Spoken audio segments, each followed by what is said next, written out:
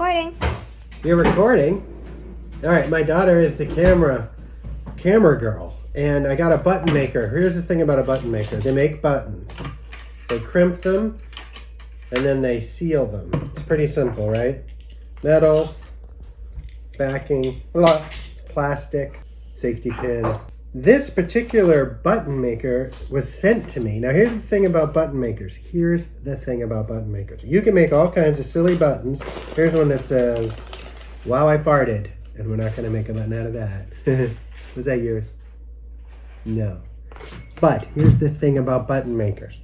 Instead of making buttons about farting, you can make buttons with your kids' contact information for when you travel.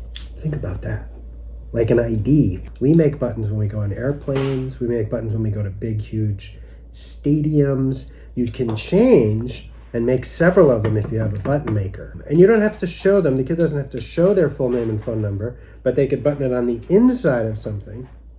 And it's a lot better than, like, we used to use business cards. In a pinch, I've taken a business card and wrapped it in clear wrap, like a super quick laminating, and put it in their shoe. That's all good, but this, either here or up, backwards at the bottom of their shirt, will always remind them, and they'll have an ID.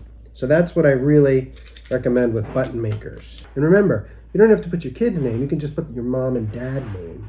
But you could put a photograph of you. Here's the father.